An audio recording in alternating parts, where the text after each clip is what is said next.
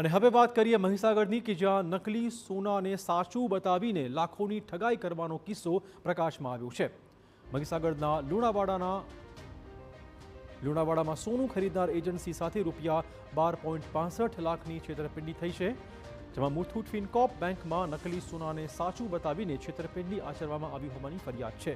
મહત્વપૂર્ણ છે કે આરોપી મહેશ કુમાર વાળંદે ફરિયાદીનો સંપર્ક કરીને લુણાવાડાની મુથુટ ફિનકોર્પ શાખામાં ગીરવે મૂકેલું 12.5 તોલા સોનું છોડાવવાનું કહ્યું હતું।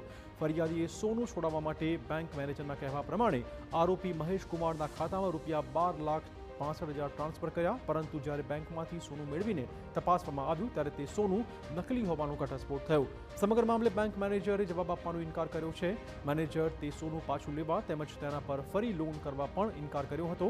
આ સાથે ફરિયાદીને પૈસા પાછા આપવાની પણ ના પાડવામાં આવી, જે બાદ સમગ્ર મામલે પોલીસ ફરિયાદ દાખલ કરાઈ છે।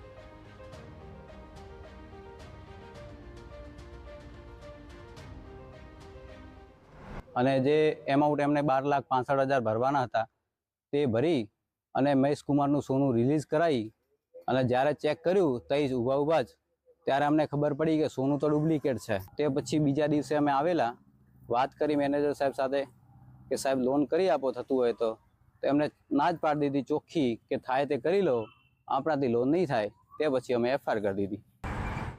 તો મહત્વપૂર્ણ છે કે આ સમગ્ર મામલે સોનું ગીરવે મૂકનાર મહેશ કુમાર વાળંદ અને મુથુટ ફિનકોર્પના મેનેજર ધવલ કડિયા સામે ફરિયાદ નોંધાઈ છે અને પોલીસે સમગ્ર મામલે તપાસના ચક્રો ગતિમાન કર્યા છે।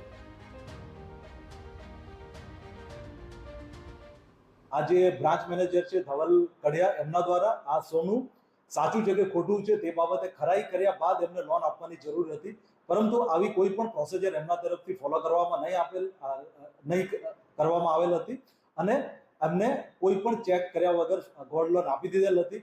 પોલીસે આ બંને વ્યક્તિઓ વિરુદ્ધ ગુનો દાખલ કર્યો છે અને આગળની તપાસ ચાલુ છે। આજે